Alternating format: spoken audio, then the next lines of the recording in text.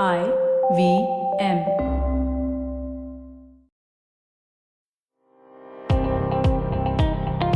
Welcome to All Things Policy, a daily podcast supported by Pragati, a flagship media initiative of the Takshashila Institution. We're a bunch of policy nerds based in Bengaluru, and we like to bring a fresh perspective to Indian affairs and an Indian perspective to global affairs. So grab a cup of coffee, sit back, and join us for today's chat. Hello everyone and welcome to today's episode of All Things Policy. I'm your host Satya and this is the second episode of Silicon Politics, a series of podcasts on India's semiconductor ambitions.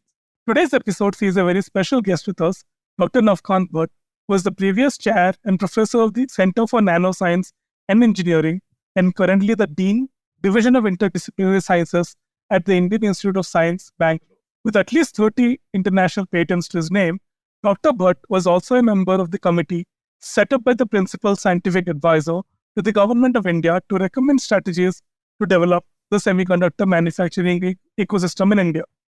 Prior to his much lauded and awe-inspiring journey in academia and research, he has gotten his hands dirty in the industry as well, as a device engineer in Motorola US's Advanced Products R&D Lab. Dr. Bhat, thank you for joining us today. Thank you very much, Satya. Pleasure to be in this discussion. To set the context for our listeners, in our last episode, we understood how semiconductors have become strategic resources for countries to stay ahead in their race for digital dominance. India's semiconductor consumption has been growing at a very fast rate, with almost, I think, rupees 3 trillion crore of imports every year. But we still continue to lack our own semiconductor fabs, and we rely heavily on imports from other countries, especially China. This poses a challenge for India's self-reliance and security goals, as well as its aspirations to, let's say, become a global leader in artificial intelligence. To address this challenge, the Union government set up the Indian Semiconductor Mission, which is a specialized independent nodal agency to implement schemes for this vision. But before we delve deeper, we would like to explore the very basics of what goes into making a semiconductor chip, right? So what kind of materials, technology, and skills that are required? Dr. Bhat, you've been involved in semiconductor research and innovation for, I think, more than 2 decades now, and have made significant contributions to the field. Could you give us a primer on this? Absolutely. I think the timing is also very interesting because just last year, we celebrated the 75th anniversary of semiconductor transistors. As probably some of the audience would know, semiconductor transistor was invented in Bell Labs back in 1947. Now, since then, we have seen an amazing growth in electronics industry, thanks to semiconductor chips. The first chip itself was invented at Texas Instruments by Jack Kilby in 1958. Today, look at any segment of industry or day-to-day consumer life. Semiconductors are integral part. In fact, today semiconductors have become talk of the town because they really got hurt due to the supply chain issues. Now, if you look at state-of-the-art chip, they're built on a particular semiconductor silicon, right? Group 4 material in periodic table are semiconductor. Germanium happened to be the semiconductor on which the first transistor was made. But, Right. We made a transition to silicon technology. Today's silicon technology is called CMOS technology.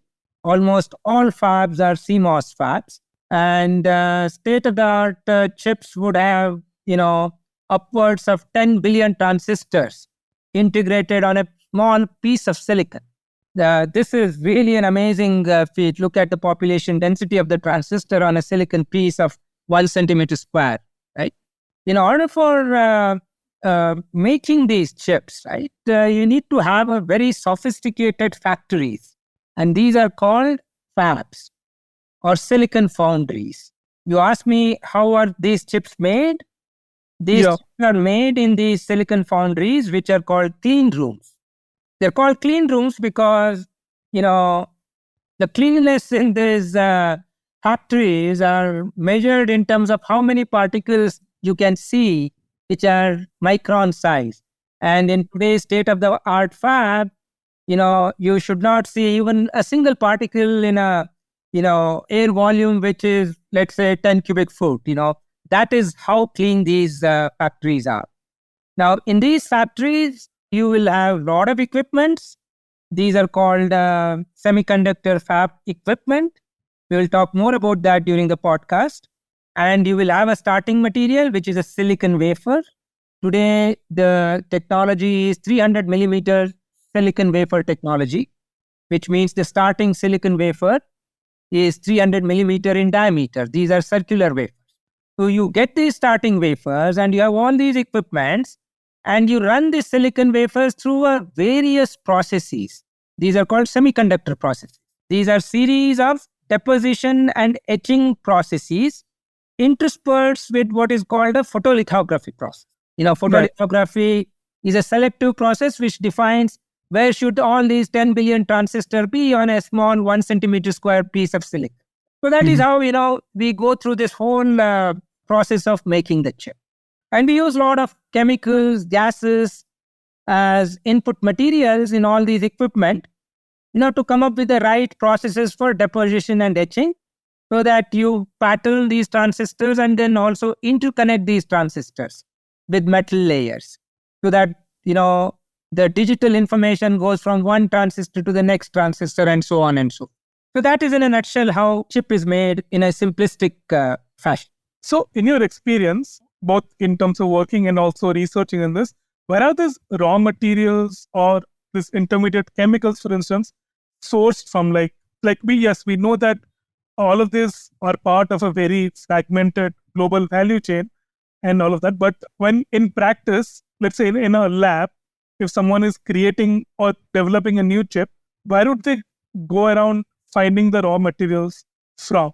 And what considerations, let's say, determine the quality of semiconductors? Because from what I know, chemicals that are used in other industrial processes as well, and when used for semiconductors, need to be of certain quality, right?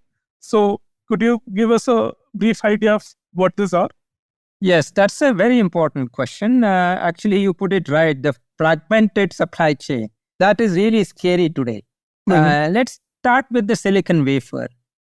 Worldwide, there are just a handful, about 4 or 5 suppliers for, 300 millimeter silicon wafer today. And the reason for that is, although this is a raw material which goes into the fab to make the chip, the quality of this silicon wafer itself is daunting. We measure the cleanliness of this silicon wafer as, 9-9 purity or 11-9 purity. What it means is that the wafer should be 99.9999.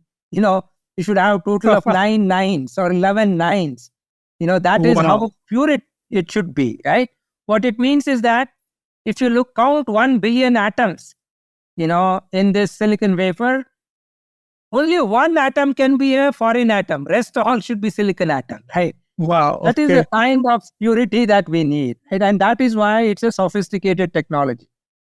And it is not just making a small piece of silicon. You see, you need to make this silicon, which is as big as 300 millimeter diameter circular wafer. It's like a, dinner plate that we use for our meals, right? And I'm saying as big because the flatness of this wafer should be nanometer. Okay. So if you look at this requirement on the polish on the surface and the size, they're really contrasting, right? You shouldn't have undulation on top of this wafer more than a few nanometers. And at the same time, it should be extended to, 300 millimeter. And that field, right? So that is one example. There are only, as I said, 4 or 5 companies, mostly in Japan, Europe, and United States. And let's come to chemicals, right? Same story in chemicals, right? Again, just a handful company, 3, 4, 5. By the way, each of these, the wafer market is, 15 to 20 billion dollars. That's how big it is. Raw wafer market. Chemicals market, these are not chemicals that we use in chemistry lab. These are called CMOS grade chemical, extremely high purity again. Again, we measure the purity, if it is a sulfuric acid, Right. it's not the same sulfuric acid we use in high school chemistry labs, right? It has to be at least 5.9 or preferably even more than that, 7.9 purity, right? It's very difficult to get such pure chemicals, and there are only 2 or 3 companies who have mastered these technologies. And that is very, very, scary, as I said, because, in India, we don't have any companies capable of doing this kind of specialty chemicals. Same story Right. with gases. We use many different gases. Some are very toxic, some are pyrophoric. All these gases, again, have to be extremely high pure gases. Minimum 5.9 purity or even better than that. Again, we have just 2-3 companies, Air Products, Linde, a few other companies, again from United States, Europe and Japan, right? And then you come to the equipment, right? That is another thing that I told you. You get the raw material and you have this equipment in the fab, you run all this wafers through the equipment. Same story in equipment. There are 3 or 4 companies, Applied Materials in the United States, Lam Research in the US, Tokyo Electron in Japan. These do a lot of etching and deposition equipment. When it comes to lithography equipment, it is the scariest. Only one company. Exactly. The state of the art lithography tool is called EUV tool, extreme ultraviolet lithography tool, and only ASML in Netherlands makes that, right? So, we are really hard pressed, and it's really fragmented and concentrated in pockets. Right. So that's a great lens, there's a great view into the situation as it currently stands. And the reason why this global value chain is also present is because of the comparative advantages of each of these economies, right? That's over the course of, I think, 4 or 5 decades, this came into being. But so, I mean, a lot of countries are now trying to become self-reliant, or as India would say, Atmanirbhar in this case, in a wide variety of critical technology. But like you mentioned, the technology, the input materials, even human capital, which we will get to later, in each part of the supply chain, and fabrication and testing and even sourcing in the first place, differs so widely. Is it possible that this bundle of technologies can be transferred between nations anyway, or developed in-house, let's say? I mean, not in-house, indigenously, let's say. I mean, I don't know. This is all from a public policy point of view. So I'd appreciate a more scientific view from yours. I think you had 2 important points, whether the technology can be transferred and indigenously developed. I think, in my opinion, it's not either or. It is both, right? Right. Both are possible. And in fact, I'm so glad to see the India Semiconductor Mission now. And this is perhaps, I've been looking at, this space in India for more than 2 decades. I've also had the opportunity to work with the government in the past, and even now to some extent. I've seen, several attempts in the past to get this semiconductor technology into our country, but they have not been very successful. Perhaps this is the time where the policy is so attractive that, I'm very, very optimistic that we will be successful this time around. And, it's not just the chip fabs that are important. It is, downstream, all the raw materials, wafer, that technology is important. And also subsequently, using the chips you need to make systems. Even that is important. But chips are very important. Maybe I'll tell you that, this is where the fabs is where we are adding intelligence on silicon. See, all the raw materials, all that is very, very important. But when you print the transistor on silicon and when you interconnect them appropriately, that is how a piece of raw material of silicon is becoming an intelligent AI engine, if you will, artificial intelligence engine, right? Right. So that is why I think there is a lot of emphasis now to get the fabs and also the assembly and packaging. In fact, you might have just heard Micron. In the recent visit of Prime Minister, the announcement happened in the US. that Micron is going to have assembly test ATMP facility in India. Right. $2.75 billion worth, right? That's very, very good news. This is the first time we are hearing something as big as this, right? So the technology transfer is important because if you want to do everything indigenously, it will take forever. But technology transfer is not sufficient. You also have to continue to develop that technology further. And that is where you need to have indigenous development also. You need to have the capability for indigenous R&D, and which will not just bring new IPs into the game, but also create the manpower or human resources, I should say, right? Sorry about that gender-specific word, because indeed, if you look at the semiconductor fabs, most of the workers there are women, not really men. Okay, the human resources is something that also becomes important, and we need to do an indigenous effort to make sure that these factories are equipped with the right talent, and also we continue to develop IPs in-house so that the technology keeps upgrading and moving forward. Right. That's an excellent point you just made. Stay tuned to All Things Policy. We'll be right back after a short commercial break.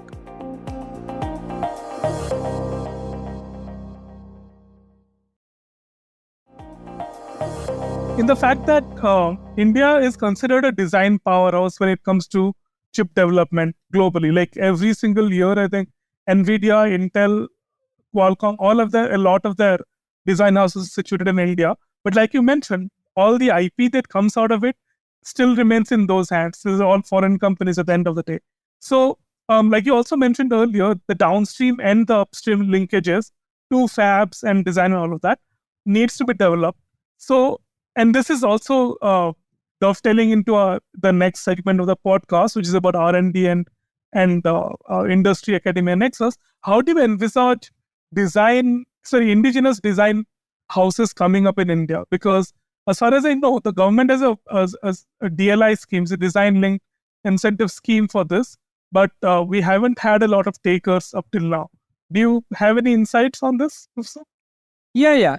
See, design-linked incentive, is again a great intervention by the government of India. I'm very glad to see that. That will certainly spur, a lot of startups to come in this area of chip design.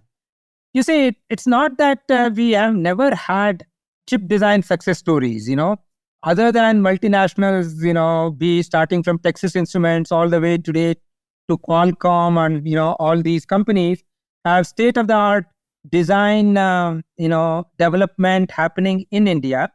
But in addition, there are many examples of, Indian chip design startups which did reasonably well and got acquired, right? And I think in design space, we have done reasonably well, in my opinion. Design-linked incentive will continue to enhance that to the next level, including the chip to startup initiative. That is also something very important initiative that has come up. But in addition to this, you see the IPs are in two buckets. One is in the design bucket, right? And that is what, for example, Apples of the world or Qualcomms of the world, Apple comes up with the A15 or A17 microprocessor, right? Or Qualcomm has a Snapdragon, right? They own their IP of the design. But where are they fabbed? Apple doesn't have a fab. That goes to TSMC, right? That is fabbed in, for example, 5 nanometer technology of Fab 18 in TSMC, which has the capability to put all these 20 billion transistors on a single chip that is designed by Apple designers, right? So there are a lot of IPs there as well. A lot of IPs are there in semiconductor processes, in coming up with the right materials, and TSMC owns all those IPs. And similarly, Samsung also has a lot of these IPs. And just like that, Intel and, Micron, Global Foundries, all these companies are also, owning a lot of these technology IPs. I'm not talking design IPs now. So I think India should also focus not just generating design IP, which is very important, I think, which is happening, but also technology IP. And that is very important. Only then, we can transfer these technology IPs to either TSMC or Samsung, or also the fabs that will come in within Indian context in the next few years. That's very interesting, Buster. I don't think I've listened to anyone focus on this bundle of IPs before. And it makes a lot of sense in hindsight, to be honest. Especially if India, for instance, decides to kickstart the manufacturing ecosystem in India, it could acquire licensing rights, a lot of these IPs in, let's say, trailing edge nodes and distribute it to homegrown fabs. But yeah, let's focus now on the R&D aspect. You have spent a considerable amount of time in the academia and R&D space, and you are probably very well acquainted with the industry academia nexus that exists in other countries like the US and Japan, where researchers move freely between industry who are designing the chips or creating the chips, etc., and academia who are engaged in more, let's say, foundational technology and research for this. So could you give us an idea of what goes into developing this kind of human capital globally, let's say generically, and then more particularly in India? Yes, that's right. So again, in the context of manufacturing and setting up the fabs and R&D workforce for that, the most important thing that is required is fabs, which are R&D fabs, not the production fabs, right? Right. And this is how the US ecosystem evolved. And similarly, other ecosystems also evolved. For example, way back in 70s and 80s, the universities like Stanford, Berkeley, MIT, they set up the semiconductor R&D labs, right? Right. And this is where all the IPs for manufacturing got generated in collaboration, sometimes with the industry, either through the project funded by the government or jointly funded by government and industry. And more importantly, all this R&D workforce, PhDs and master students who got trained, they became the real workforce and innovators when they went and joined these companies, right? Yeah. Now, I'm glad to say that, this was sort of thought through almost 20 years ago in India, because as I said, we were doing these attempts to get the manufacturing industry, but we have not been very successful. But while that was happening, the principal scientific advisor to Government of India, the office of PSA, back in early 2000, initiated what was then called Nano Electronics Initiative in India, right? At that time, Dr. Chidambaram was principal scientific advisor, and subsequent PSAs, Dr. Vijay Raghavan, Prasad Jesud have also been very supportive. Now, the idea there was through Ministry of Electronics. Again, we are thankful to Ministry of Electronics here. They actually decided to set up 2 R&D labs, one at Indian Institute of Science, Bangalore, and one at IIT Bombay, right? Now, this was initiated in the year 2005. By 2010, we were able to create state-of-the-art R&D lab in the university environment. Remember, these are not production fabs.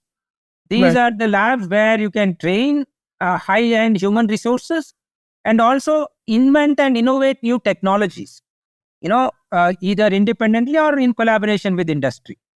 And in the last 10 years or so, phenomenal output has come out of this. Other than R&D research publications, close to 100 patents have come out, which is very, very important in the manufacturing domain. And in addition, close to 5,000 high-end manpower at PhD and master's level have been trained in advanced semiconductor fabrication. Most importantly, many industry collaboration have emerged with applied materials, with Lam Research, with SanDisk, now Western Digital. They have been very closely collaborating. In fact, you may have also heard recently that Applied Material is going to expand their operations in Bangalore, in India. They're going to set up a center of excellence. And that will really continue the close collaboration with the R&D fabs at IISc Bangalore, at IIT Bombay, right? So this has been happening, and we are at the right place in really creating this trained manpower, trained human resources, which will add value to both industry, existing and future industry as well. That's actually an insight I haven't heard of before, Professor. I didn't know this kind of phenomenal output existed before. Sure. That's very interesting and probably something we should Actually, focus I on. must tell you that, the fab that we have in IISc, at least I can talk about that. It's a Right. 14,000 square feet clean room, one of the biggest, not in India, of course, it's the biggest, but worldwide. Faculty from Stanford have come here and said that our facility is better than what they have at Stanford, right? So it's really a world-class facility there, and we have been able to show that it is doable. And now I think industry will show that even manufacturing can be done in India. A lot of people say, oh, we don't have power, we don't have water. I think none of those are real problems. All that can be easily addressed in the Indian context today. Right.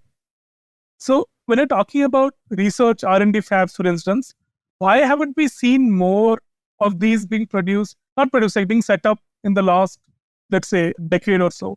I assume IIT Bombay and IISc Bangalore were the first of the kind. And as you said, IISc Bangalore is probably like state of the art right now. But do you know if any of the R&D fabs have been sought to be established elsewhere in India? Yes, actually, in the last 6-7 years, Ministry of Electronics has it embarked on a project called NNETRA, which stands for Nano Electronics Network for Research and Application, right? That is what NNETRA stands for. And what they have done through this is to expand this network beyond IISc Bangalore and IIT Bombay. And now we have a fab at IIT Delhi, one at IIT Madras, and one at IIT Kharagpur and IIT Guwahati, and also IIT Kanpur. They are focusing on flexible electronics. So there are more such newer facilities that have come up in the last 7-8 years. I think things are progressing very well. And as a part of ISM, India Semiconductor Mission, there is also a charter that part of that mission funding should be set aside for expanding the R&D base so that we continue to act as feeders to the industry. Yeah. So this is also where I had a question. I've been recently researching on the US and Japan case studies on how their semiconductor industries flourish. And we're looking at industry-funded research happening in academia there. Right. So in your experience, has something like this happened in the Indian context as well, especially with semiconductors? Yes, certainly. In the last 5 to 10 years, we have had projects funded by Applied Materials, project funded by Run Research. That is happening now. Although not at the scale it happens in the United States, but it has started in India. Now the ecosystem exists. Companies know that. I think in the next few years, it's only going to scale up further. Right. And yeah, I think once we get the full text of the National Research Foundation bill as well, I'm very hopeful that something like this would also be part of its something covered by it, and the financial outlay for it would also encourage something like this. So finally, Professor, the dominant narrative in India, not just in semiconductors, but generally in any sort of scientific R&D, is that the amount of R&D or the quality of R&D that comes out of India generally is not up to standard or is very poor, despite spending a lot of money on it every year. How far do you think is true, at least in semiconductor context? No, I disagree with that. Actually, for R&D to show its impact, you need a close harmony between academia and industry, right? Yeah. Otherwise, what happens is that R&D happens and it gets published in the top tier journals, but it doesn't see light of the day because there is a lack of industry collaboration, right? So for that to happen, both industry and academia have to come at the same level and should start talking to each other. In fact, as far as just the research output is concerned in terms of the publication, there was a study done, for example, in nanotechnology, India's output is only third after United States and China, right? But what Correct. you don't see is translation of this into an industry. And for that to happen, there has to be an intervention. And that's why I'm very excited about this mission now. The mission acts as a nudge factor to bring industry and academia on the same platform, right? So it can act as a multiplier effect, right? And it's either a established industry or even startups. When you have that, narrative that, look, guys, you need to come together on the same platform and work together, right? And both industry and academia have to move from their known positions, right? They really have to, walk extra steps and come close to each other. And that's happening, right? The reason why you don't see this impact is simply because that, the synchrony or, it's like it should be like an orchestra, right? Between these two entities. Right. That's organic. And that's not been the case here, right? I think it will change, it has to change, especially with the government emphasis on manufacturing and make in India and all that. Industry is also scaling up its efforts. And, with this kind of a partnership, we should be able to see a global impact. Right. That's also something we're hopeful for, because we are tremendously surprised by the amount of research, the amount of patents that India puts out on a regular basis, but not enough companies leveraging it. And that becomes very apparent when you look at something like AI development or even chip design for that matter. A lot of the patents that come out are India. Like India almost consistently ranks third in a lot of these areas, right? And we don't see a lot of innovation stemming out of it, which is odd. And right. Yeah, so that's you may or may not know this. About a month ago or 2 months ago, Honorable Prime Minister Shri Modi ji in his Mann Ki Baat singled out Indian Institute of Science, saying that IISc has been doing phenomenally well in generating intellectual property. It's generating 2 patents every week. He mentioned that in his Mann Ki Baat, right? So that is already happening, Now, as I said, what you really need is a intervention for creating more startups and funding for academia and industry interaction. right. So, okay, theoretically, how would you say that a common platform for industry and academia to let's say organize together can come into being? Do you have any policy suggestion? Not something like the ISM, but generally as a matter of fact, like what is preventing industry from actively sponsoring research projects, and not just, let's say, IISc or the top IITs, but for even like regional engineering colleges, for instance? What is generally preventing that from happening? No, I don't want to really have a pessimistic view here. I'll give an example. IESA, Indian Electronics and Semiconductor Association, which is a body of all top companies in electronics and semiconductor, that has launched a very good program to bring all colleges under VTU. Vishweshwaraya Technological University, as right, covers almost all engineering colleges in Karnataka, right?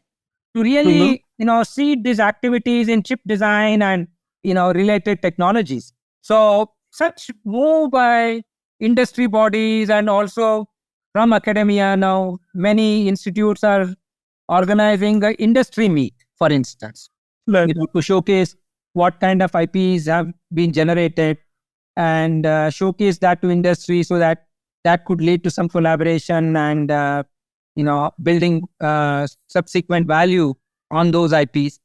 So all this is, happening. I think we just need more such efforts going forward. That makes sense. Patent discovery is something that we should be working on. It's not the fact that patents aren't coming out, but discovery by industry or vice versa is probably the point where we should focus our efforts on. But anyway, I think that brings us to the close of this episode. Thank you very much, Dr. Bhat. This has been an extremely insightful episode, and I greatly enjoyed conversing with you. Thank you, Satya. Glad, as I said, to be here sharing my thoughts, and I'm very confident that, we will have a very vibrant manufacturing ecosystem for semiconductors in the years to come. Thank you. That's a wrap on this episode, everyone, and stay tuned for the next episode of All Things Pods. If you liked our show, don't forget to check out other interesting podcasts on the IVM network. you can tune into them on the IVM Podcast app, ivmpodcast.com, or wherever you listen to your podcasts. You can also follow IVM on social media. The handle is @IVM Podcasts on Twitter, Facebook, and Instagram. And hey, if you'd like to dive into Takshashila's research on technology, strategy, and economic affairs, check us out at our Twitter handle @TakshashilaINST or our website takshashila.org.in.